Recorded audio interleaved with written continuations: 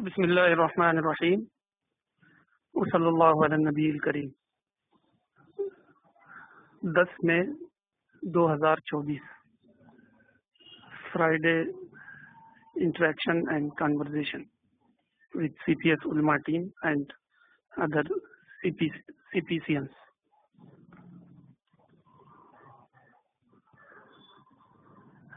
بخاری کی ایک روایت ہے،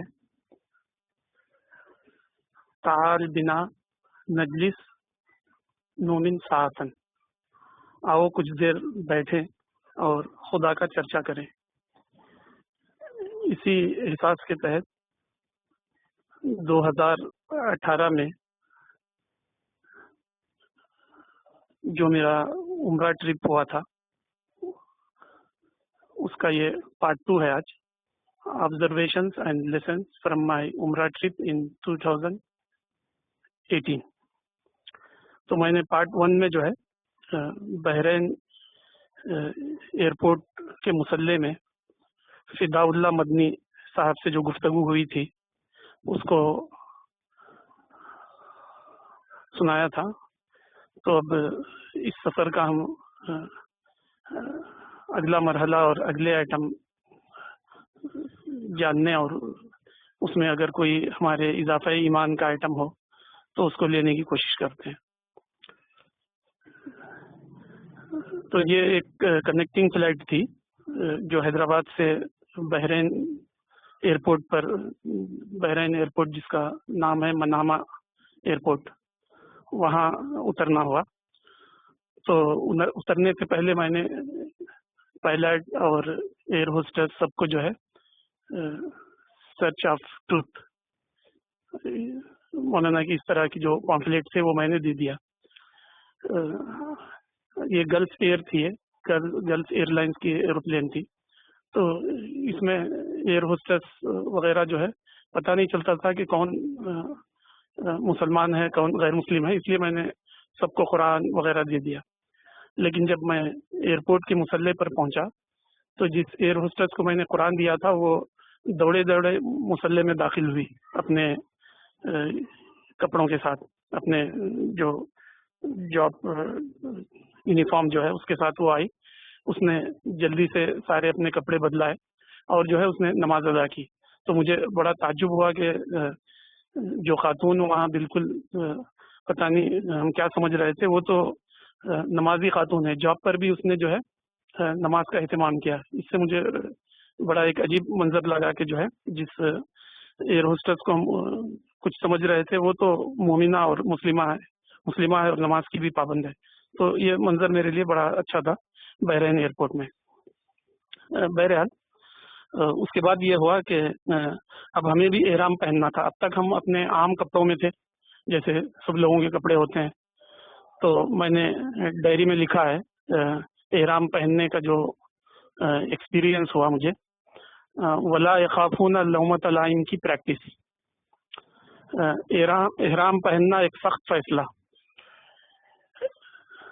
ہندوستان اور پاکستان کے معتمرین یعنی وزٹرز، حج وزٹرز، ہندوستان اور پاکستان کے معتمرین کے لیے یلملم کی پہاڑی سے میقات شروع ہوتی ہے۔ ہمارا جہاز بحرین سے جدہ کے لیے تھا۔ ہمارے معلم نے بتایا کہ ہم بحرین ایئرپورٹ پر احرام باندھ لیں۔ کوئی دوران پرواز ہماری میقات یلملم سے شروع ہو جائے گی۔ میرے لیے بڑا مشکل عمل تھا کہ ایئرپورٹ کے شاندار ماحول میں احرام کے کپڑے باندھ لینا، مگر سارے معتمرین کی طرح میں بھی دل پر جبر کر کے احرام باندھ لیا اور اس احرام کے کپڑے میں ایئرپورٹ میں گھومنا پھرنا پڑا اور اسی حالت میں ایئرپلین میں سواری ہوئی۔ میں نے دعوتی مقصد سے ایک غیر مسلم ایئر ہوسٹس سے میقات کی ابتدا کا سوال کیا تاکہ اس کو اسلام کی دعوت دینے کا موقع ملے۔ احرام پہننے کے بعد احرام کے کپڑوں میں تھوڑی دیر بعد یوز ٹو ہو گیا۔ اب احرام کے کپڑے ہی اچھے لگنے لگے اور میری اجنبیت کی فیلنگ آہستہ آہستہ ڈس اپیئر ہو گئی۔ تو یہ ایک بہت عجیب تھا۔ مولانا کہتے ہیں کہ جو ہے نا کسی بھی ملک کا ایئرپورٹ جو ہے اس کا ایک تہذیبی جزیرہ ہوتا ہے، یعنی ملک چاہے ڈیولپ ہو یا ان ڈیولپ ہو لیکن لوگ اپنے ایئرپورٹ کو سمبولک بنانے کی کوشش کرتے ہیں۔ تاکہ فارینرز کو جو ہے ایسا لگے کہ ایک اچھا میسیج جائے. تو ایئرپورٹ کا کسی بھی ایئرپورٹ کا جو ماحول ہوتا ہے وہاں بہت ہی شاندار اپیئرنس ہوتا ہے ہر چیز کا، یہاں تک کہ انسانوں کے کپڑوں میں بھی. تو میں نے سارے انسانوں کو دیکھا کہ وہ جو ہے زرخ برخ کپڑوں میں ہیں اور بہترین اٹائرس میں گھوم رہے ہیں. تو ایسی حالت میں 2 سفید کپڑے پہن کے جس کے اندر آپ کے آرمس بھی کھلے ہوں، بڑا ہی جو ہے جوکنگ لگ رہا تھا مجھے. لیکن مجھے لگا کہ شاید جو ہے احرام پہننا جو ہے لا یخافون لومۃ لائم کی پریکٹس کے طور پر جو ہے کروایا گیا ہے، تاکہ انسان جو ہے کسی بھی سچویشن میں جو ہے اپنے آپ کو امبیرس فیل نہ کرے. تو یہ احرام پہننے کے وقت میرا احساس تھا.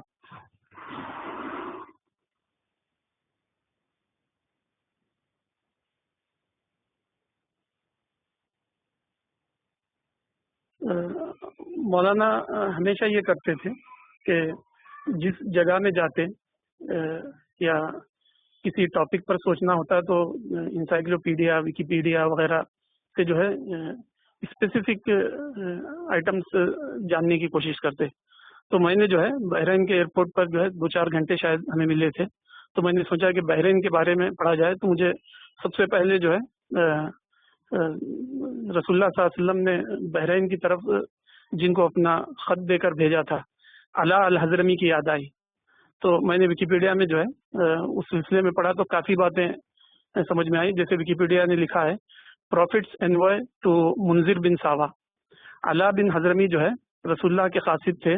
منذر بن ساوا جو بحرین کے گورنر تھے، ان کی طرف ان کو بھیج دیا گیا تھا. علا الحضرمی کو رسول اللہ صلی اللہ علیہ وسلم نے المنذر بن ساوا کے پاس بھیجا تھا اسلام کی دعوت کے لیے. المنذر بن ساوا نے اسلام قبول کر لیا اور علا الحضرمی زکوٰۃ جمع کر کے مدینہ منورہ رسول اللہ کے پاس یہاں سے بھیجتے تھے. ویکیپیڈیا میں یہ بھی لکھا ہے کہ علا الحضرمی سے پہلے یا اسلام کی دعوت وہاں پہنچنے سے پہلے یہ سارے لوگ جو ہے مشرکین یا عیسائی تھے، کرسچن تھے. کرسچن کا ایک گروپ ہے، ان کو نستورین عیسائی کہتے ہیں.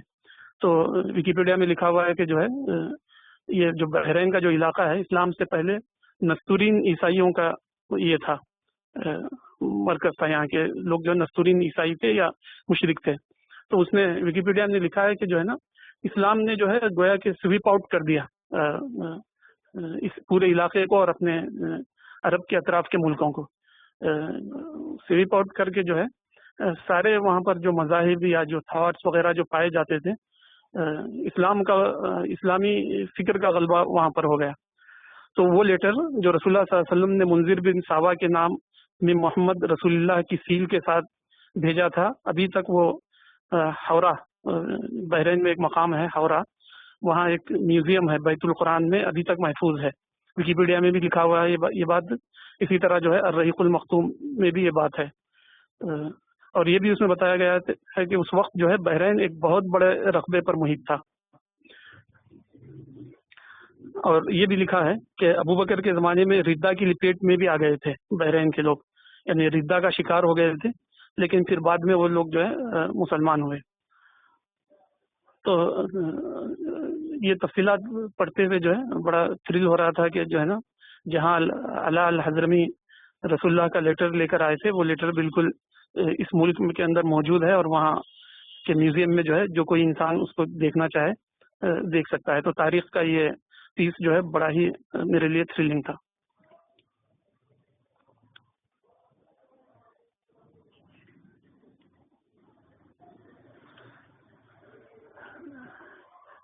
اسی طرح جو ہے ایک اور ایٹم وہاں پڑھنے کو ملا، جسر الملک فہد، کنگ فہد کازوے. بحرین اور سعودی عربیہ کے سمندر پر 25 کلومیٹر لمبا ایک برج بنا کر جوڑ دیا گیا ہے. روزانہ اس پر جو ہے 25,000 سے زائد مسافرین سفر کرتے ہیں. اس کو 1981 میں سعودی مملکت کے خرچ پر بنایا گیا تھا اور 1986 میں اس کو پبلک کے لیے اوپن کیا گیا. کوالٹی کا اس میں خاص اہتمام کیا گیا ہے. نیدرلینڈ کی ایک کمپنی نے اس کو تعمیر کیا ہے. اس طرح जसरुल मलिक फैद, जो बहरीन और सऊदी अरब को जोड़ता है।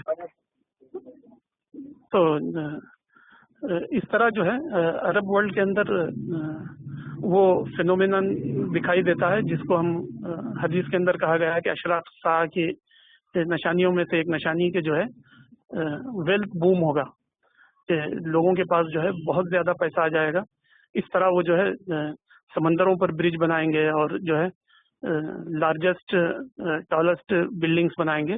तो गालिबन जसरुल मलिक फहद जो है बुर्जुल खलीफा की तरह जो है उस हदीस की पेशनगोई का एक जागता नमूना है, जो हम कहीं भी विकिपीडिया वगैरह में उसके बारे में पढ़ सकते हैं।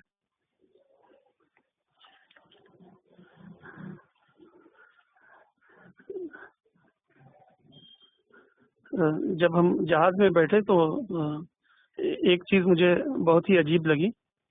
लिखा हुआ था बैग फॉर मोशन सिकनेस, यानी बहुत सारे लोग जब जहाज में या कार में बैठते हैं तो उनको वॉमिटिंग शुरू होती है। तो इस अब वॉमिटिंग का क्या इलाज किया जाए? हर चीज़ बड़े पोलाइट अंदाज में की जाती है। तो मुसलसल हरकत के बाद कुछ लोग मतली है, सरदर्द वगैरह महसूस करते हैं। इसको मोशन सिकनेस कहते हैं, यानी हरकत की वजह से जो है वॉमिटिंग वगैरह। इसके लिए फ्लाइट में एक बैग रखा हुआ होता है ताकि ज़रूरत पर उसको इस्तेमाल किया जा सके। तो इस पर मैंने कमेंट लिखा है, अहले मगरिब ने हर मसले हयात को बड़ी खूबसूरती से मैनेज करना सिखाया है। तो आप देखते हैं, डॉक्टर जुनैद साहब ने मुझे एक किताब दी थी वेयर इंडिया गोस के नाम से। एक किताब है जिसके अंदर ओपन डिफिकेशन के ऊपर जो है तहकीक की गई है। एक अंग्रेज और हिंदुस्तानी ऑर्गेनाइजेशन या टीम ने ये स्टडी की है कि जो है बौलो बराज जो है सारी दुनिया के अंदर जो है ओपन प्लेसेस पर इंडिया ही में ज़्यादा होता है। इवन जो है जो अफ्रीका के जो पुअरेस्ट कंट्रीज हैं उसमें भी ओपन डिफिकेशन नहीं है। तो उस किताब के अंदर लिखा है कि जो है वेयर इंडिया गोस के पंडित नेहरू से लेकर हर हुकूमत, हर प्राइम मिनिस्टर जो है बहुत बड़ा पैसा खर्च करता है ताकि जो है रूरल एरियाज में जो है ये बना दिए जाए, बाथरूम बना दिए जाए, वॉशरूम बना दिए जाए। लेकिन जो है हमारे हिंदुस्तानी जो है वो गवर्नमेंट का पैसा लेकर जो है या तो उसको किसी और काम में इस्तेमाल करते हैं, या अगर बाथरूम बना भी लेते हैं तो उसमें जो है अपनी मुर्गियाँ वगैरह जो है उसका ये बना देते हैं, उसको हाउस बना देते हैं, हेन हाउस। तो एक तरफ अहले मगरिब जो है वॉमिटिंग को कैसे मैनेज किया जाए उस सिलसिले में उन्होंने जो है इतना पोलाइट तरीका ईजाद किया। और हमारे मुल्क की क्या कहते हैं मेंटल बैकवर्डनेस का ये हाल है कि जो है अगर लोगों को जो है पैसा दिया भी जाए तब भी वो उसके लिए तैयार नहीं है। हर जगह शहरों के अंदर जो है डोंट पास यूरिन हियर लिखा रहता है, लेकिन लोग जो है वहाँ फारिग होते रहते हैं। तो इससे पता चलता है कि जो है वही जो बात मौलाना हमेशा कहते हैं कि एजुकेशन फर्स्ट और जो है बाद में हर चीज़। जब तक तालीम नहीं होगी आप लोगों को पैसा भी देंगे तब भी वो जो है उसका वो इस्तेमाल नहीं करेंगे, उसका कोई दूसरा इस्तेमाल करेंगे। तो गालिबन जो है हज़रत आयशा की जो हदीस को मौलाना बहुत ज़्यादा कोट करते हैं कि क्यों रसूलुल्लाह ने जो है काबे के हतीम को सही नहीं किया और दरवाजे के मसले को ठीक नहीं किया। तो रसूलुल्लाह ने यही कहा था कि अभी जो है वो एजुकेशनल पीरियड से गुजर रहे हैं, वो जो है तालीम और ताल्लुम के दौर से गुजर रहे हैं। जब तालीम ताल्लुम मुकम्मल होगा तो इस इशू को जो है हैंडल किया जाएगा। तो चूंकि जो है हमारे मुल्क के लोग तालीम को उन्होंने जो है सेकेंडरी समझा और जो है अंग्रेज से इंडिपेंडेंस को जो है प्राइमरी समझा। उसका नतीजा है कि आज तक जो है हमारे मुल्क के अंदर तालीम जो है आम नहीं हो सकी। तो बैक फॉर मोशन सिकनेस को देखते हुए जो है मेरे जहन के अंदर ये ख्यालात आए थे, उसको मैंने यहाँ लिखा कि अहले मगरिब ने हर मसले हयात की बड़ी खूबसूरती से मैनेज करना सिखाया है।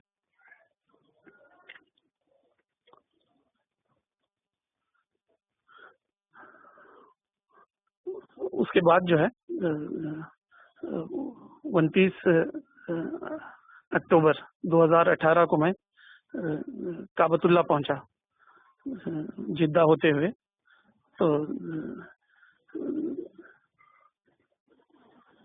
तो काबतुल्ला को देखने के बाद जो मेरे जहन में एक जो ख्याल आया उसको मैंने इस तरह लिखा है, एक right direction in wilderness of history. गवा में हुदा की एक अलामत। गोया कि पूरी दुनिया एक बहुत बड़ी वादी तीह में फंसी हुई थी।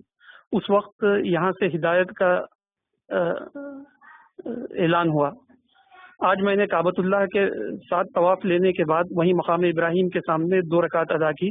काबे की तरफ और मकाम इब्राहिम की तरफ देखते हुए ये बात जहन में आई कि बेरुखी के जंगल में एक बारूख आवाज़, बेरुख जंगल में एक बारूख आवाज़। काबे को देखने से मुझे ऐसा लगा कि काबतुल्लाह आखिर है क्या।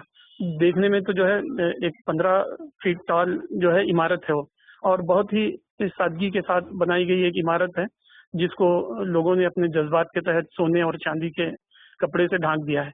लेकिन एक्चुअली काबा जब हम देखते हैं तो बिल्कुल एक जो है एक सीधी सादी सिंपल इमारत है। तो आखिर इस काबे की अहमियत क्या है, क्यों इतना ज़्यादा इसका इम्पोर्टेंस है। तो मेरे जहन में ये बात आई कि जो है काबतुल्लाह को छोड़ने के बाद, या काबतुल्लाह का जो पैगाम है, या काबतुल्लाह के ज़रिए जो मैसेज दिया गया है, उसको आप कह सकते हैं कि एक बारूख आवाज़ है। आदमी जो है विल्डरनेस यानी हैरानी और जो है परेशानी के आलम में कि आखिर वो क्या सोचे, क्या करे, क्या माने और क्या ना माने, खुदा को माने या खुदा का इनकार करे, इस दुनिया की ज़िंदगी को ही एंड समझे या इसके बाद भी जो है ज़िंदगी का कंटिन्यूएशन माने। तो और जो सबसे बड़ा जो सवाल है आमतौर पर जो एथीस्ट लोगों ने किया है, द प्रॉब्लम ऑफ सफरिंग। तो सफरिंग का ये क्या है, तौजी क्या है, उसकी एक्सप्लेनेशन क्या है।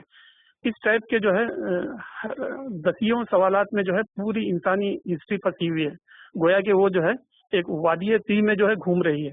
तो इस वादी तीह में जो है काबतुल्लाह एक सोल्यूशन बनकर उभरता है इंसान के लिए कि अपनी लिमिटेशन को जानो और अपनी इसको समझो, इनकैपेबिलिटीज को, और जो है इस बेरुखे जंगल में एक बारूख आवाज़ जो है तुम्हारी हेल्प के लिए आएगी, तुम्हें जो है वो ढांपेगी और तुम्हें बताएगी कि जो है तुम्हारी हैरानी और तहव्वुर का जो है इस काबतुल्लाह के ज़रिए जवाब दिया गया है।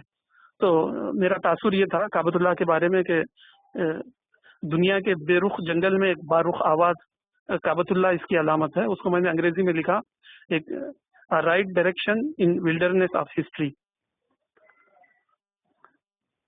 तो गालिबन ये आयत का यही मतलब है, इन्ना अव्वल बैतिम उज़िया लिन्नास लल्लज़ी बिबक्कत मुबारका व हुदल लिल आलमीन का मुझे ये मतलब समझ में आया कि जो है बेरुखे जंगल में एक बारूख आवाज़।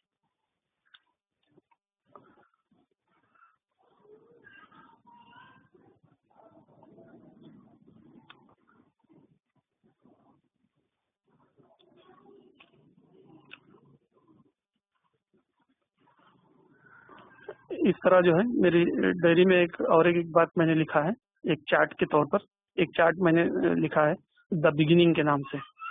29 अक्टूबर को 2018 में इब्राहिम, हाजरा, इस्माइल, ये क्या कहते हैं जिनको ट्रियो हम कहेंगे, तीन अफराद पर मुश्तमिल एक टीम।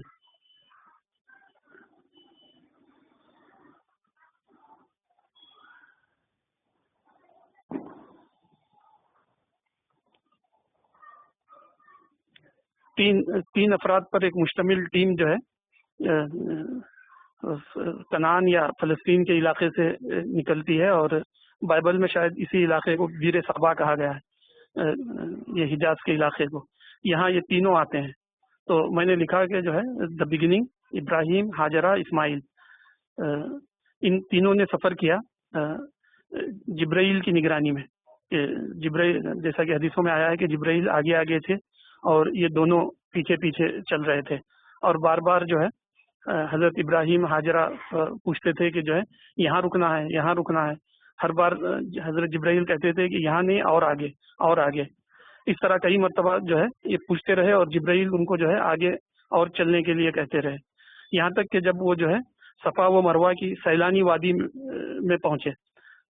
آپ جہاں پہنچیں گے کعبۃ اللہ کو تو آپ غور سے اگر آپ دیکھیں گے تو کعبۃ اللہ کے چاروں طرف جو ہے آج بھی پہاڑیاں ہیں، جیسے مثلا جو ہے کعبۃ اللہ سے ہم صفا و مروہ کے پاس جو باب علی جس کا نام ہے، باب علی سے اگر آپ باہر نکلیں گے اس طرف تو ایک بہت بڑی نفق ہے، نفق یعنی جس کو ہم جو یہ کہتے ہیں پہاڑوں کے اندر سے جو راستہ جو ہے نفق ٹنل جس کو کہتے ہیں، تو آپ ٹنل دیکھیں گے وہ ٹنل جو ہے تقریباً 4 کلومیٹر دور ہے، یعنی ایک پہاڑ کو کاٹ کر 4 کلومیٹر تک جو ہے اس کو تراشا گیا ہے۔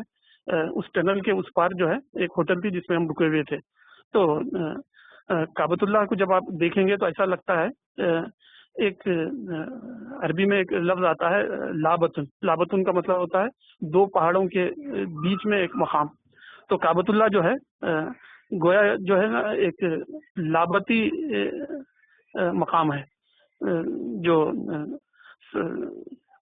ایک وادی کے سیلانی حصے کے اندر جو ہے کعبۃ اللہ کو بنایا گیا تھا۔ تو یہاں جب آپ دیکھیں گے آج بھی تو اسباب حیات کی جو ہے بہت ہی قلت نظر آتی ہے، تو حضرت ابراہیم اور حاجرہ کو بھی جو ہے لائف ریسورسز کی جو ہے اسکیئرسٹی کا یہاں پر ایکسپیرینس ہوا۔ پھر اس کے بعد جو ہے صفا و مروہ پر جو ہے انہوں نے صحیح کی کوشش کیا کہ جو ہے اس مسئلے کو سالو کیا جائے، پانی اور وغیرہ وغیرہ کا جو مسئلہ ہے اس کا سلیوشن حاصل کیا جائے، تو اس کے لیے صفا و مروہ جو ہے اس کا سمبل ہے کہ جب کوئی پرابلم پیش آئے تو آپ اس کے سلیوشن کے راستے پر چل پڑیے، ویئر دیر از اے ول دیر از اے وے کا معاملہ پیش آئے گا۔ اور جو ہے اس کے بعد جو ہے چارٹ میں نے لکھا ہے زمزم کی چمک، کہ حضرت حاجرہ نے جو ہے اچانک جو ہے یہ دیکھا، ایک چمک دیکھا، تو پتہ چلا کہ جو ہے وہاں جو ہے پانی کا ایک فاؤنٹین نکلنا شروع ہوا ہے۔ تو اس کے بعد جو ہے چارٹ میں نے لکھا ہے جرہم کی آمد۔ جرہم جو ہے ٹرائبل لوگ تھے عرب کے جو خانہ بدوش تھے، ادھر سے ادھر جہاں پانی اور جو ہے لائف ریسورسز ملتے تھے وہاں سیٹل ہوتے اپنے جانوروں کے ساتھ، تو انہوں نے جب یہاں پر پرندوں کو اڑتے ہوئے دیکھا تو ان کو لگا کہ اس وادی میں تو کبھی پانی نہیں تھا، شاید پانی کہیں سے آ گیا ہے، تو وہ قریب جب آئے تو دیکھا کہ جو ہے ایک خاتون اور ایک چھوٹا سا انفینٹ بچہ ہے، تو انہوں نے جو ہے حالات دریافت کرنے کے بعد اجازت چاہی کہ ہم بھی یہیں رکیں گے، آپ ہمیں اجازت دے دیں۔ تو بخاری کے اندر ہے حضرت حاجرہ نے کہا کہ بالکل تم یہاں رک سکتے ہیں، لیکن پانی کی مالک میں ہوں گی، پانی پر جو ہے پوزیشن رائٹ جو ہے میرا ہوگا، آپ لوگ جو ہے یوزرز کے طور پر اس کو لے سکتے ہیں۔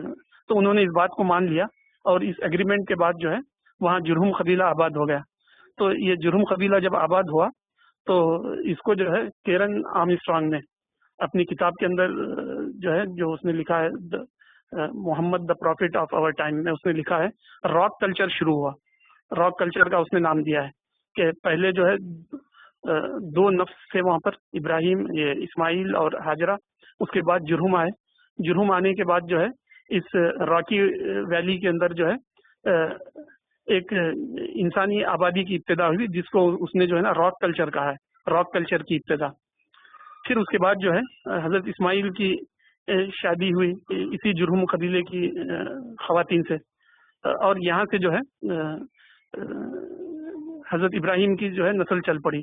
پھر اس کے بعد جو ہے کچھ دنوں کے بعد کعبے کی تعمیر ہوئی، جیسا کہ تاریخ کے اندر آیا کہ حضرت ابراہیم اور اسماعیل نے دونوں نے مل کر جو ہے کعبے کو تعمیر کیا، وَإِذْ يَرْفَعُ إِبْرَاهِيمُ الْقَوَاعِدَ مِنَ الْبَيْتِ وَإِسْمَاعِيلُ رَبَّنَا تَقَبَّلْ مِنَّا۔ تو شارٹ میں دیکھیں گے تو یہ جو ہے بہت ہی انٹرسٹنگ اسٹوری ہے پوری، کہ 3 آدمیوں سے معاملہ شروع ہوا، پھر وہ راک کلچر کو پہنچا، پھر اس کے بعد جو ہے وہ ایک عالمی اناؤنسمنٹ بن گیا لوگوں کے لیے۔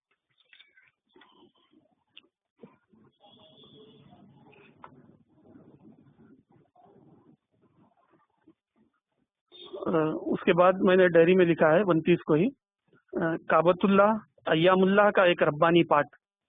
اس کے تحت میں نے لکھا ہے یہاں ڈائری میں، اگر عاد و سمود کے مکانات ایام اللہ کے غیر ربانی پارٹ ہیں تو کعبۃ اللہ، مقام ابراہیم، زمزم وغیرہ ایام اللہ کے ربانی پارٹ ہیں. یعنی بہت ہی عجیب بات ہے کہ اسی علاقے میں ایام اللہ کے غیر ربانی پارٹ بھی ہے، جیسے تبوک کا علاقہ جہاں پر ہم مدائن صالح یا مدائن سمود وغیرہ کہتے ہیں، یا وہ علاقے جو اردن وغیرہ کے اندر ہیں آج بھی، جن کو پیٹرا وغیرہ کہتے ہیں. تو ان کے بارے میں ہم جو ہے یہ کہہ سکتے ہیں کہ ہسٹری کا وہ بھی پارٹ ہے، لیکن ہسٹری کا وہ جو ہے انڈیوائن پارٹ ہے وہ. اور یہ جو ہے کعبۃ اللہ، زمزم وغیرہ وغیرہ یہ بھی جو ہے ہسٹری کا پارٹ ہے، لیکن دونوں میں فرق یہ ہے کہ یہ ربانی پارٹ ہے اور وہ غیر ربانی پارٹ ہے. دونوں کے اندر جو ہے یہ واضح ڈفرینس ہے. تو اسی لیے میں نے لکھا کہ کعبۃ اللہ ایام اللہ کا ایک ربانی پارٹ، اگر عاد و سمود کے مکانات ایام اللہ کے غیر ربانی پارٹ ہیں تو کعبۃ اللہ، مقام ابراہیم، زمزم وغیرہ ایام اللہ کے ربانی پارٹ. تو اس طرح ایک بات میرے ذہن میں آئی تھی.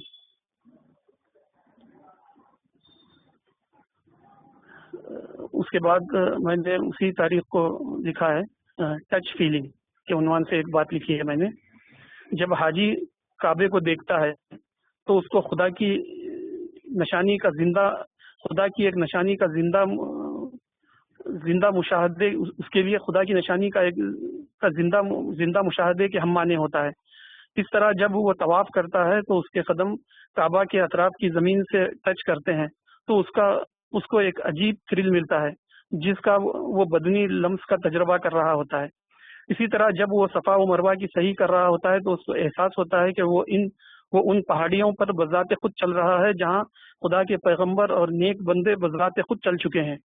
اس طرح جب وہ زمزم کا پانی پیتا ہے تو اس کو حلق سے زمزم کا پانی اتارتے ہوئے اس بات کا زندہ احساس ہوتا ہے کہ خدا نے اپنا وعدہ پورا کر دکھایا، جس کا زندہ ثبوت وہ پانی ہے جس کو وہ خود پی کر اس کا تجربہ کر رہا ہے.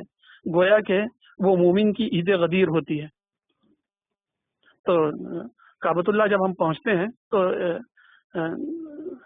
ایک تو یہ ہے کہ آپ نے ڈسٹینس میں محبت کی کعبۃ اللہ سے یا وہاں کی تاریخ سے. آپ نے الرحیق المختوم میں پڑھا، آپ نے سیرت ابن ہشام میں پڑھا، یا سید سلیمان ندوی کی کتابوں میں جو ہے ان کے بارے میں، ان علاقوں کے بارے میں پڑھا. لیکن جو ہے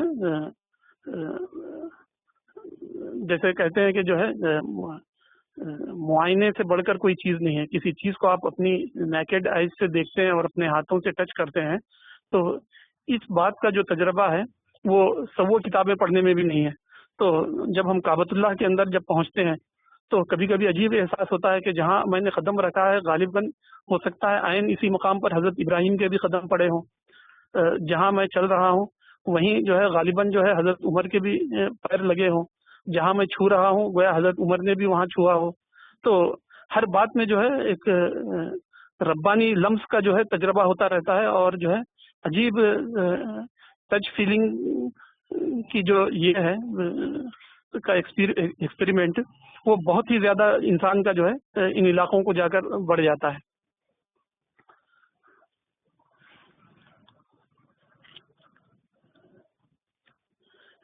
اس وقت جو ہے میرے ذہن میں ایک سوال آیا تھا تو اس کو میں نے ڈائری میں لکھا ہے، the difference between Abrahamic shrine and other shrines. یعنی ذہن میں میرے یہ سوال تھا کہ ابراہیمی عبادت گاہیں جو ہیں اور غیر ابراہیمی عبادت گاہوں میں کیا ڈفرینس ہوتا ہے. جیسے مثلاً جو ہے ہم غیر ابراہیمی ٹیمپلز میں جاتے ہیں تو وہاں جو ہے علاقائیت ہوتی ہے، یعنی اس کے اندر جو ہے نا یونیورسلٹی نہیں ہوتی. مثلاً کسی بھی ہم مذہب کے ٹیمپل میں جائیں گے تو وہاں وہ لوگ جو باتیں کر رہے ہوتے ہیں تو آپ دیکھیے جو ہے اس کے اندر آفاقیت نہیں ہوتی، علاقائیت ہوتی ہے. لیکن ابراہیمی عبادت گاہوں کے اندر جو باتیں دیکھنے کو ملتی ہے اس میں جو ہے یونیورسلٹی زیادہ ہوتی ہے. یونیورسل جو ہے نا آئٹم اس میں زیادہ ہوتے ہیں، یونیورسل تھاٹ زیادہ ہوتے ہیں، اور غیر ابراہیمی عبادت گاہوں میں لوکل تھاٹس زیادہ ہوتے ہیں. تو اس طرح ایک بات مجھے ذہن میں آئی. جیسے توحید ایک آفاقی ظاہرہ ہے اور بت پرستی ایک علاقائی ظاہرہ، یعنی جتنے بھی دنیا میں بت پرستی ہے سب لوکل بت ہوتے ہیں، کوئی بھی یونیورسل بت نہیں ہوتا. تو یہ ایک شاید بڑا واضح فرق ہے.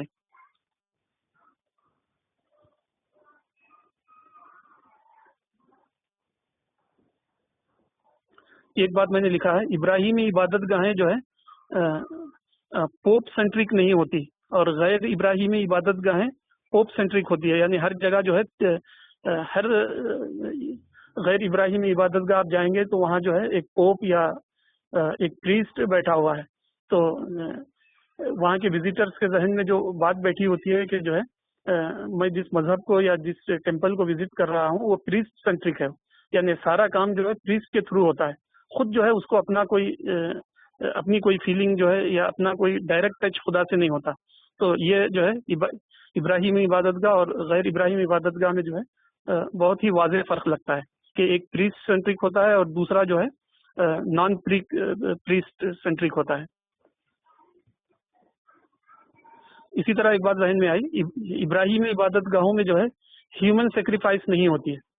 کسی بھی ابراہیمی عبادت گاہ میں آپ جائیں گے تو جو ہے نا ہیومن سیکریفائس نہیں ہے، انسانوں کی بلی کا کانسیپٹ نہیں ہے. اور غیر ابراہیمی عبادت گاہوں میں جو ہے انسانی قربانی جو ہے ایک وانٹیڈ ڈیزائربل چیز مانی گئی ہے. تو روزانہ جو ہے ہمارے ہندو اخبار وغیرہ میں دیکھتا ہوں کہ سال میں 2-3 مرتبہ تو یہ آتا ہے کہ جو ہے آندھرا کے فلاں کسی دیہات میں کسی پیرنٹ نے جو ہے اپنی بچی کو بت کے سامنے یہ کر دیا، سیکریفائس کر دیا تاکہ جو ہے اپنی ڈیٹی کو جو ہے پلیز کر سکے. اس طرح لکھا رہتا ہے. کبھی نارتھ کے بارے میں آتی ہے اس طرح کی رپورٹ، کبھی ایسٹ انڈیا کے بارے میں آتی ہے. تو ہر وقت جو ہے سال میں کچھ نہ کچھ اس طرح کے انسیڈنٹ آتے رہتے ہیں جس میں لوگوں نے خدا کو پلیز کرنے کے لیے انسانوں کو جو ہے قتل کر دیا. تو ابراہیمی عبادت گاہوں میں جو ہے ہیومن سیکریفائس نہیں ہوتی ہے. تو دا difference between Abrahamic shrine and other shrine میں جو ہے یہ 3 باتیں یہاں ڈائری میں اس وقت لکھا ہوں.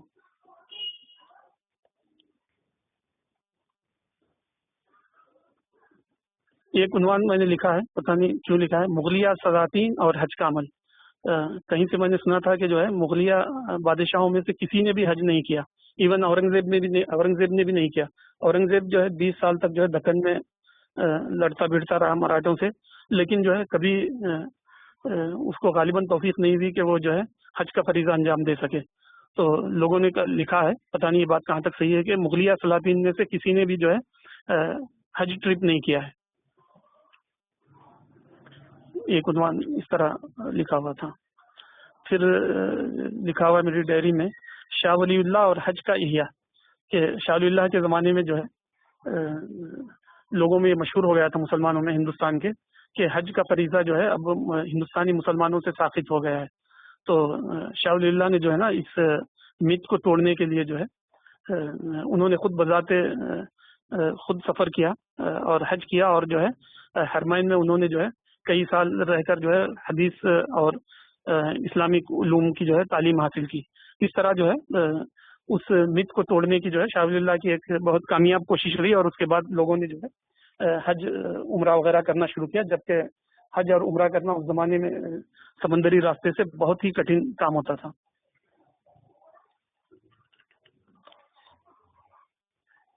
ایک عنوان جو ہے ڈائری میں میرے اس طرح ہے، ابراہا کا عمل اور قحطانی کا عمل. ابراہا کا عمل وہ ہے جو سورۃ الفیل کے اندر ذکر کیا گیا ہے کہ ابراہا نے جو ہے توڑنے کی نیت سے جو ہے کعبۃ اللہ کا رخ کیا تو وہ ناکام ہوا. لیکن حدیثوں کے اندر جو ہے ایک پیشن گوئی آئی ہے کہ قیامت کے قریب جو ہے ایک آدمی جس کا نام بھی حدیث کے اندر ہے، میں بھول رہا ہوں، قحطان قبیلے کا ہوگا، وہ جو ہے کعبۃ اللہ کی ایک ایک اینٹ کو جو ہے نکال رہا ہے، گویا کہ رسول اللہ کہتے ہیں کہ میں دیکھ رہا ہوں. تو مجھے جو ہے وہ حدیث سمجھ میں نہیں آئی کہ ایک ایک اینٹ کو نکال رہا ہوں کا کیا مطلب ہے. کیا لٹرل ایسا مطلب ہے؟ لٹرل تو ایسا دکھائی نہیں دیتا، کیونکہ جو ہے ایک اسٹیبلش ریلیجن بننے کے بعد جو ہے ایسا ہونا بہت مشکل ہے. تو میں نے سوچا، پر پتہ نہیں کہاں تک صحیح ہے، کہ سعودی حکومت نے شرک و بدعت کے نام سے جو ہسٹوریکل جو وہاں سائٹس میں کے اندر جو یہ تھے اس کو انہوں نے جو ہے نا بالکل صاف کر دیا. اور آج بھی آپ جو ہے مکہ کے اندر جگہ جگہ جائیں گے تو لکھا رہتا ہے لیس مشروعا الزیارہ، یعنی اس کی زیارت کرنا مشروع نہیں ہے، اس کے اندر جو ہے عبادت کرنا کوئی مشروع عمل نہیں ہے، جگہ جگہ لکھا رہتا ہے۔ تو مجھے لگا کہ جو ہے وہ حدیث کے اندر جو بتایا گیا ہے کہ جو ہے ایک شیطانی کعبے کی ایک ایک اینٹ کو نکالے گا اور منہدم کرے گا، تو غالباً جو ہے اس سے مراد یہ ہوگا کہ لوگ جو ہے ریلیجس ایکسٹریمزم میں اس حد تک بڑھ جائیں گے کہ جو ہے وہ ہسٹوریکل مانومنٹس اور جو ہے تھاٹس دونوں میں فرق نہیں کر پائیں گے۔ تو مذہبی جنون کے تحت جو ہے وہ جو ہے اپنی ہی ہسٹری کو جو ہے اپروٹ کرتے رہیں گے۔ تو اس پر مولانا نے بھی لکھا ہے اور بہت سارے لوگوں نے بھی لکھا ہے۔ جب شیخ محمد بن عبد الوہاب اور ان کے ساتھیوں نے جو ہے شرک و بدعت کے خاتمے کے نام پر حرمین اور عرب کے اندر ہزاروں گنبدوں کو توڑ دیا اور ہزاروں تاریخی مقامات کو یہ کر دیا، زمین دوز کر دیا، سوائے جو ہے گنبد خضرا کے۔ تو شرک و بدعت کا خاتمہ اپنے آپ میں ایک مطلوب چیز ہے، اس میں کوئی دو رائے نہیں، لیکن جو ہے کسی مانومنٹ کو ختم کرنا یہ جو ہے وہی ہے جس کو آج کل کہتے ہیں طالبانی ذہن۔ تو اسلام کو جو ہے تمسک کے ساتھ اپنانا یہ بہت ہی ڈیزائریبل چیز ہے، لیکن اس میں فینیٹک بننا، مذہبی جنون کا شکار ہونا، یہ جو ہے رسول اللہ صلی اللہ علیہ وسلم نے اس سے سختی سے منع کیا۔ تو غالباً جو ہے خیتانی والی جو حدیث جو ہے اس کی توجیہ اس سے ہو جاتی ہے کہ جو ہے مذہبی بنو لیکن مذہبی جنون سے بچو، اسلامک بنو لیکن اسلامسٹ نہ بنو، اسلام پر خوب عمل کرو لیکن غلو سے بچو، ایکسٹریمزم سے بچو۔ تو مجھے جو ہے خیتانی والی حدیث کی اس طرح توجیہ سمجھ میں آئی، واللہ عالم کہاں تک صحیح ہے۔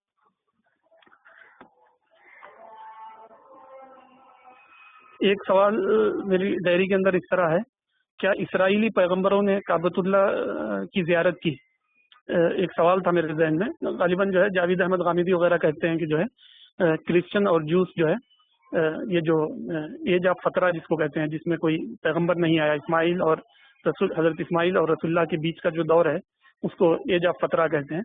تو فترہ میں جو ہے ایج آف فترہ میں یہودی اور عیسائی جو ہے کعبۃ اللہ کی وزٹ کرتے تھے، اسی لیے کعبۃ اللہ کے اندر جو ہے مریم اور حضرت عیسیٰ کے بھی یہ تھے، اسٹیچو تھے۔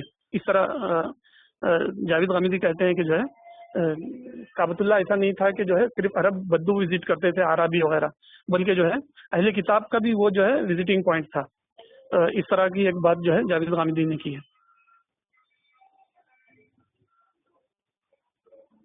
اسی طرح میں نے ایک کوشچن لکھا ہے، اسرائیلی پیغمبروں کے دور میں کعبۃ اللہ میں کیا ہو رہا تھا؟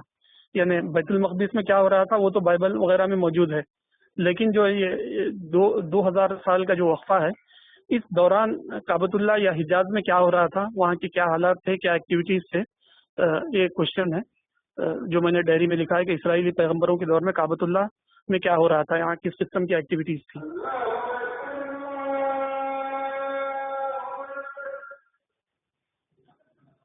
تھوڑا سا بریک لے لیں اذان ختم ہونے تک۔ اس کے بعد میں نے اپنی ڈائری میں لکھا ہے کعبۃ اللہ سمپلسٹی سینٹرڈ، زمانی گردشوں سے بے پرواہ کعبہ اپنی جگہ پر سادگی اور ربانی اعمال پر راضی کھڑا ہوا ہے۔ اس پر زمانے کے اتار چڑھاؤ سے آزادی کے آثار نمایاں ہیں۔ اطراف کعبہ کی پررونق بلڈنگوں میں کعبۃ اللہ بے نیازی کی ایک علامت کے طور پر باقی اور کھڑا ہوا ہے۔ تو جب ہم کعبۃ اللہ کو دیکھتے ہیں تو ایک دم بالکل ایک سمپل عمارت جو 15 فیٹ ٹال ہے اور جو ہے 10.5 فیٹ اس میں ہے، لمبائی میں ہے، چوڑائی میں ہے۔ اس کے اطراف میں ہم جب دیکھتے ہیں تو ہر طرف جو ہے میناریٹس اور جو ہے برج اور بڑی بڑی ٹال بلڈنگیں وغیرہ وغیرہ، جیسے کعبۃ اللہ کے سامنے جو ہے ایک بلڈنگ ہے جس کو ملک عبدالعزیز بلڈنگ کہتے ہیں، شاید وہ جو ہے دنیا کی 34 نمبر کی ٹال بلڈنگ ہے۔ تو وہ سب ماحول میں زرق برق اور جو ہے شاندار ماحول کے اندر کعبۃ اللہ کو ہم دیکھتے ہیں تو ایسا لگتا ہے کعبۃ اللہ کو اس کی ذری بھی پرواہ نہیں ہے کہ کون کتنا ٹال ہے اور کون کتنا اسمال ہے۔ کعبۃ اللہ جو ہے اس خیال سے آزاد 4000 سال سے کھڑا ہوا ہے. گویا کہ اس کو جو ہے زمانے کے اتار چڑھاؤ، لوگوں کی سیاسی اور جو ہے مالی ترقیاں یا زوال، اس کا اس پر کوئی اثر نہیں ہے. کعبۃ اللہ اپنی بے نیازی کے ساتھ جو ہے اپنی پوری طرح سمپلسٹی پر باقی ہے، جیسے حضرت ابراہیم اپنی پوری زندگی اس پر باقی تھے. تو وہ دیکھ کر جو ہے میں نے یہ جملے لکھے تھے کہ زمانی گردشوں سے بے پرواہ کعبہ اپنی جگہ پر سادگی اور ربانی اعمال پر راضی کھڑا ہوا ہے. اس پر زمانے کے اتار چڑھاؤ سے آزادی کے آثار نمایاں ہیں. اطراف کعبہ کی پر رونق بلڈنگوں میں کعبۃ اللہ بے نیازی کی ایک علامت کے طور پر باقی اور کھڑا ہوا ہے. یہ میں نے لکھا تھا.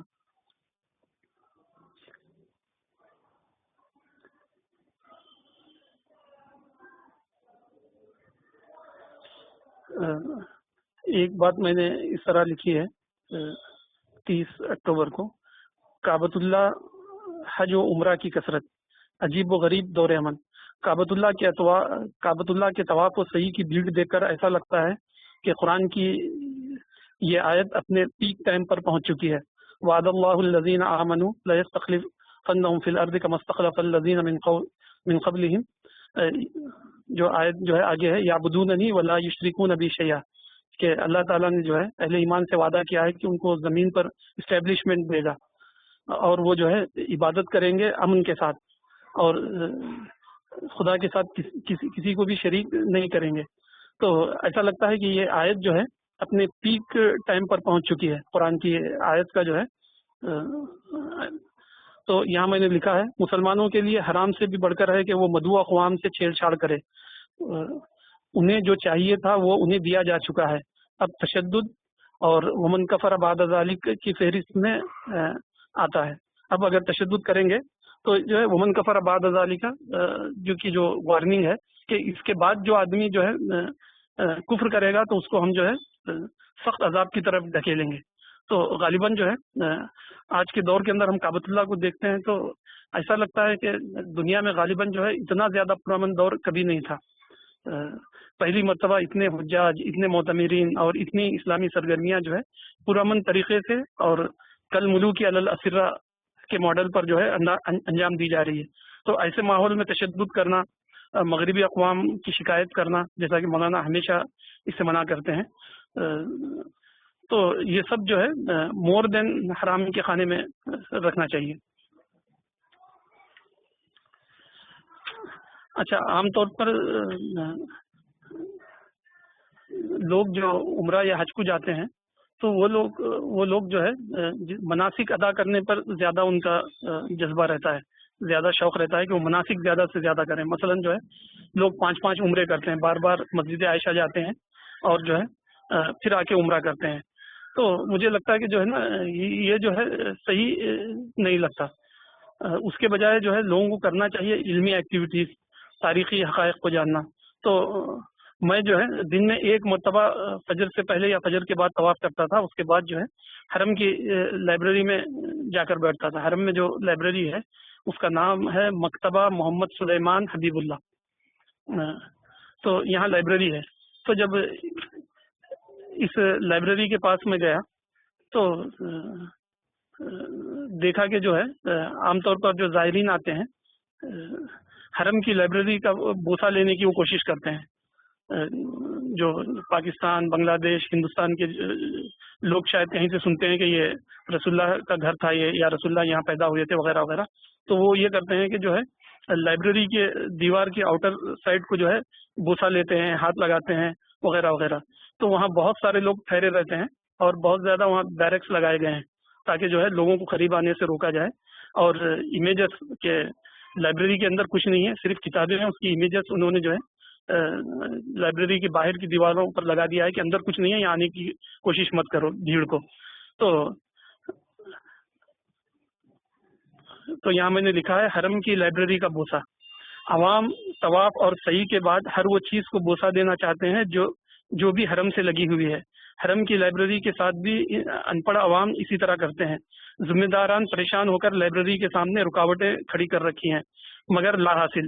لائبریری کے اندرون کس طرح ہے اس کو بھی لائبریری کے باہر دیواروں پر تصویروں کے فلیکس بورڈ لگا دیے گئے ہیں تاکہ وہ اندر آنے سے رک جائیں. غالباً یہ لائبریری حضرت عائشہ کا گھر ہے یا رسول اللہ کا مولد ہے وغیرہ کہتے ہیں. تو بہت سارے بیرکس تھے اور بہت زیادہ بھیڑ تھی، اور لائبریری کے کارکن جو ہے لوگوں کو دور کر رہے تھے. تو مجھے لائبریری کے اندر جانا تھا، اب یہ بیرکس جو ہے پار کر کے. تو حرم کی لائبریری میں عام زائرین کو اندر آنے کی اجازت نہیں ہے، میں نے لکھا یہاں. سامنے رکاوٹیں رکھی گئی ہے. میں نے ایک ذمہ دار کو وہاں داخلے پر پایا، باب الداخلہ پر پایا، اور میں نے بآواز بلند کہا. یعنی اتنی بھیڑ تھی، اس کو سنائی نہیں دے رہا تھا، اور وہ جو ہے لوگوں کو ڈانٹ ڈانٹ کے دور کر رہا تھا. تو اتنے میں میری آواز اس تک پہنچنا مشکل تھا، اس لیے میں نے بلند آواز سے کہا، یا شیخ انا عالم بالعلوم الدینیہ ارید ان ازور المکتب واستفید. وہ تھوڑی دیر کے لیے اندر گیا. یہ میری بات سن کر جو ہے وہ اندر بھاگا بھاگا گیا. وہ پتہ نہیں جو ہے ہیلپر تھا یا کون تھا وہ بندہ. یہ میری بات سنا تو وہ جو ہے لائبریری کے اندر بھاگتے ہوئے گیا وہ اتنی بھیڑ میں، تاکہ میری اجازت حاصل کرے. اور تھوڑی دیر بعد ایک سعودی شخص جو بہت ہی صاف ستھرے کپڑوں میں تھا آ کر میرا استقبال کیا اور اندر آنے کی اجازت دی. تو یہاں میں نے لکھا ہے the benefit of expression skill.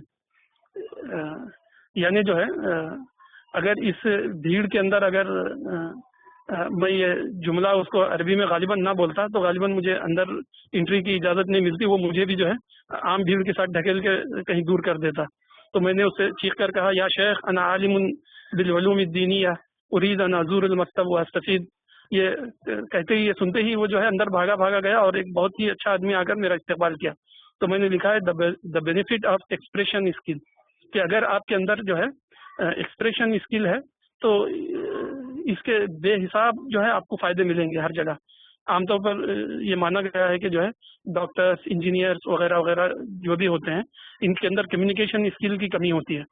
تو ہر کارپوریٹ کمپنی اور ہر جو یہ ہے یونٹ ہے دنیا کے اندر، وہ ایسے لوگوں کو تلاش کرتا ہے جس کی کمیونیکیشن اسکل اچھی ہو، تاکہ وہ جو ہے دوسروں سے کمیونیکیٹ کر سکیں. ان کے پاس ایکسپرٹ تو ہوتے ہیں، لیکن جو ہے کمیونیکیشن ایکسپرٹ نہیں ہوتے ہیں. تو کمیونیکیشن ایکسپرٹنیس کی جو ہے بہت زیادہ اہمیت ہے. تو اس واقعے سے مجھے جو ہے سمجھ میں آیا، تو میں نے ڈائری میں لکھا the benefit of expression skill.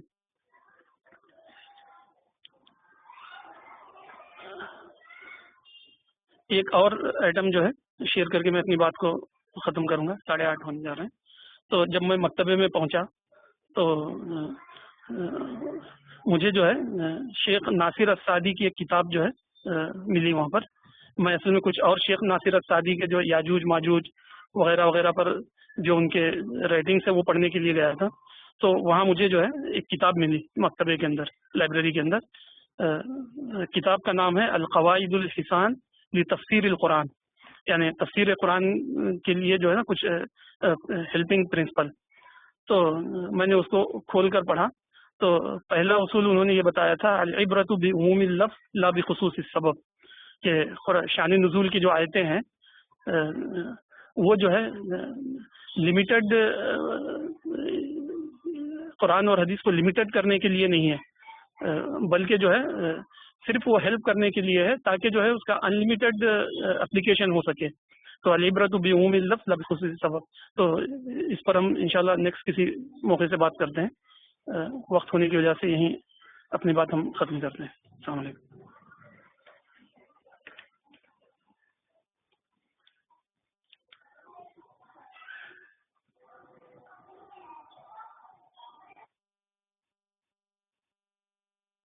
کیا حاضرین میں سے کوئی کچھ تاثرات شیئر کریں گے؟ وہ ختم ہو گیا کیا خطیب صاحب؟ ہاں جی، فیاض صاحب نے جو اپنے سفر عمرہ سے جو لیسنس اور جو آبزرویشن پیش کیے ہیں وہ بہت ہی قیمتی ہیں. میں ان سے ریکویسٹ کروں گا کہ اس کو رائٹ اپ کریں، تو انشاءاللہ تمام کے لیے مفید رہے گا.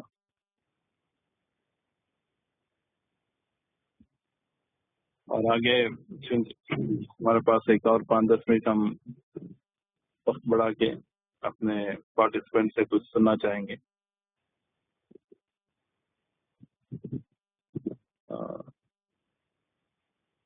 ظہیر صاحب کچھ عرض کرنا چاہیں گے؟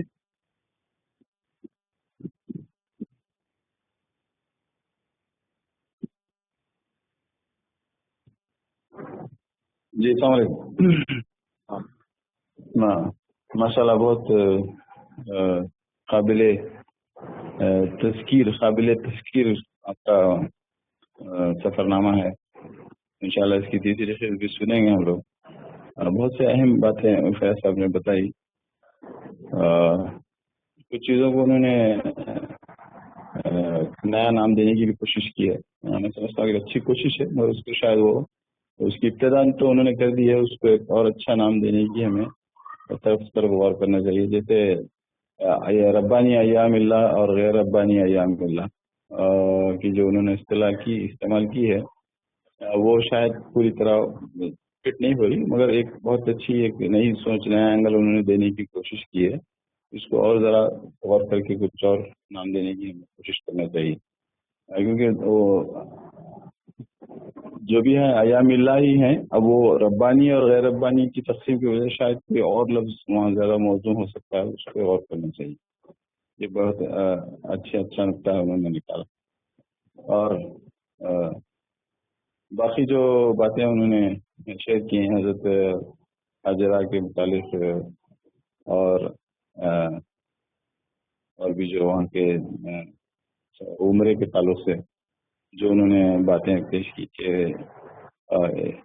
اکثر لوگ جو کرتے ہیں وہ زیادہ تر رسوم میں ہی لگ جاتے ہیں، عمرے پہ عمرہ کر رہے. حالانکہ اس معاملے میں لوگوں کو بہت زیادہ غلط فہمی سے لوگ کام کرتے ہیں کہ قرآنی آیتوں کی روشنی میں غامدی صاحب نے اس پہ بہت اچھا نقطہ نکالا ہے.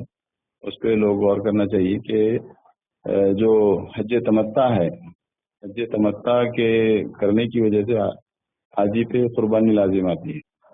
فمن تمتع بالعمرتی فمن استيسر من الهدي، جو اگر تمتع کرنا چاہ رہا ہے تو اسے ایک قربانی دینی پڑے گی. تو تمتع یہ ہے کہ آپ عمرہ کر کے احرام کھولیں گے اور پھر بعد میں آپ حج کا احرام الگ سے باندھیں گے. تو لوگ اب عمرے پہ عمرہ کر رہے ہیں اور مسجد فاطمہ جا کے کر رہے ہیں، تو ہر عمرے پہ ایک دم لازم آ جائے گا ان کے لیے، ایک قربانی لازم آ جائے گی. تو ایک ہی عمرہ آپ حج تمتع میں کر سکتے ہیں. باقی جو عمل وہاں کرنے کے وہی ہے، طواف ہے، تفکر ہے، تدبر ہے، غور و فکر ہے، تلاوت ہے. یہ چیزیں کرنا ہے حاجیوں کو. اس پہ بھی لوگوں کو اویئرنیس کی بہت سخت ضرورت ہے. ایسی ماشاءاللہ بہت اچھا اپنے پوائنٹس پکڑے ہیں فیاض صاحب نے. انشاءاللہ اور بھی ساتھیوں سے ہم سنیں گے. جی اسرار صاحب. ٹھیک ہے. فیض قادری صاحب، لاسٹ فرائیڈے نیٹ ورک کی پرابلم کی وجہ سے آپ سے کچھ سن نہیں سکیں، اس بار آپ خود سنائیں.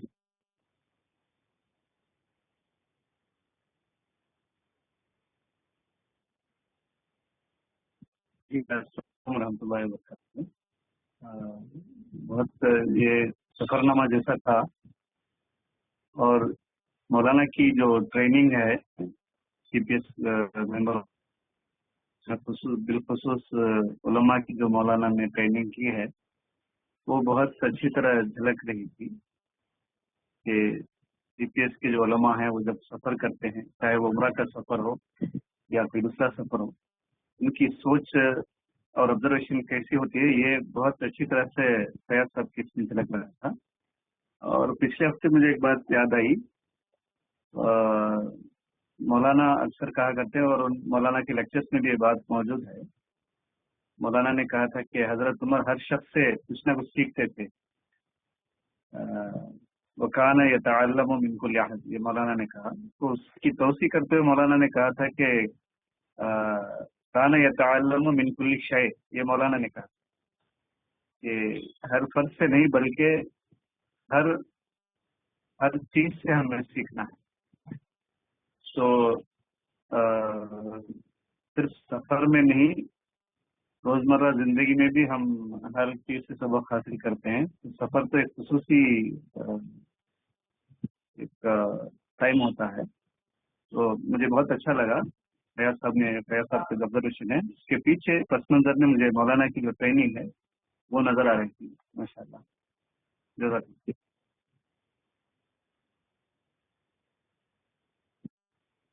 ابھی ہم کسی ایک سے تاثر لیں گے، اور اس کے بعد پروگرام کو ختم کریں گے. میں چاہوں گا کہ ماریا بھی ہمارے ساتھ تھی تو نے کچھ تاثر پیش کرنا چاہیں تو کریں.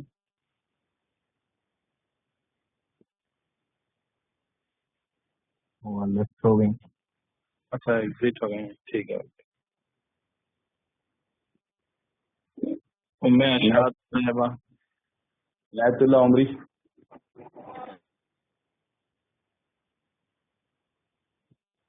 ہاں عنایت اللہ عمری صاحب.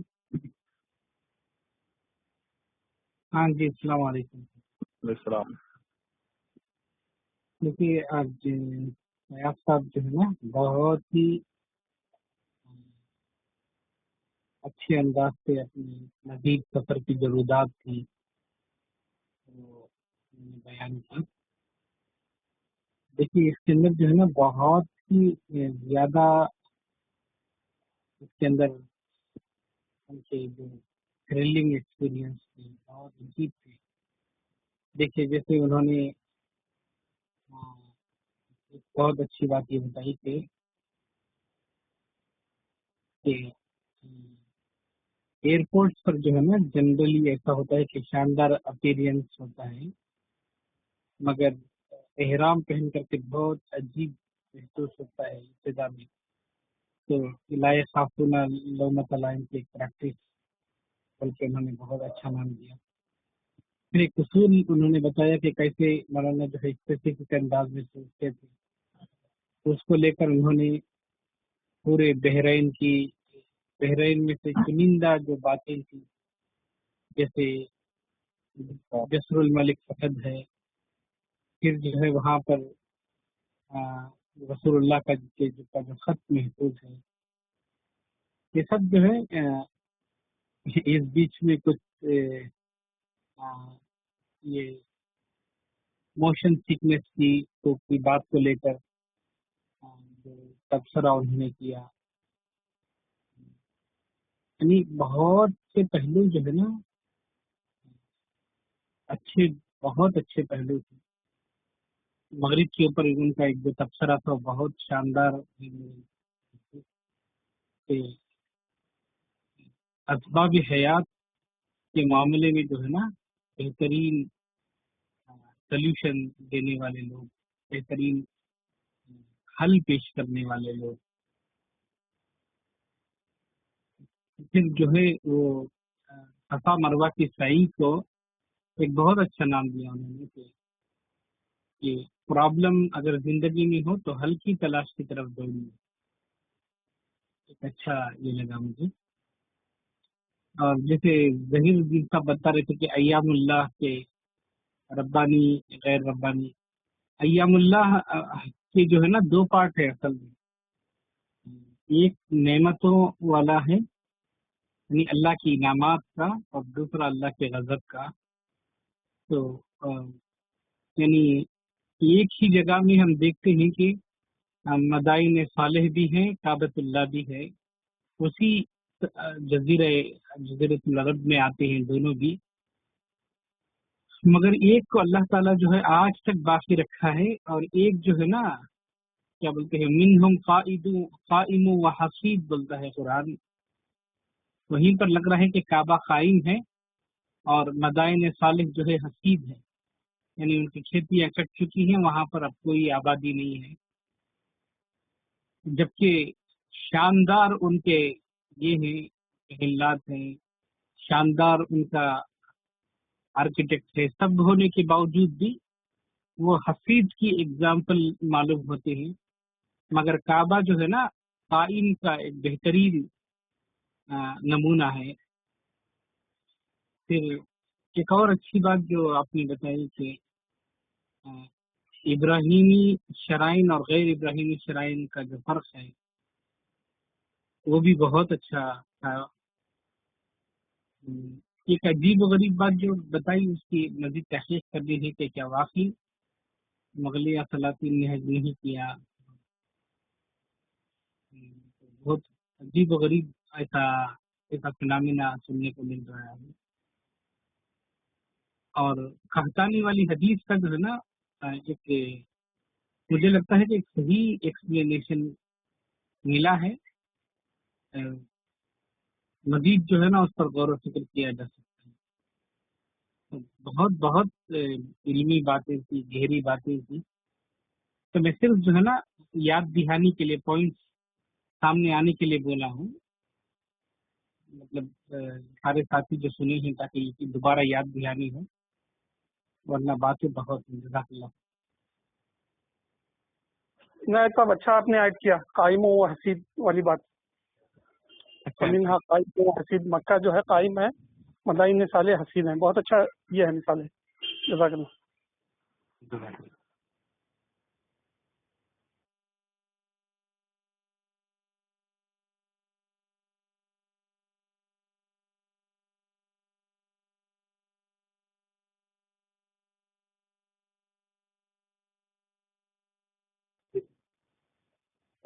اچھا، جزاک اللہ عنایت اللہ صاحب، آپ نے اقتدار کے ساتھ فیاض صاحب کی باتوں کو پھر سے دہرا دیا. تو ابھی ہمارا وقت ختم ہو رہا ہے، تو ہم یہیں پہ پروگرام کو ختم کرتے ہیں. اور میں پھر سے فیاض صاحب سے ریکویسٹ کروں گا کہ وہ اپنی جو عمرہ کے متعلق جو ان کے لیسنس اور آبزرویشنس ہیں اس کو اگر رائٹنگ میں لائیں تو بہت اچھا ہوگا. جزاکم اللہ خیر. السلام علیکم.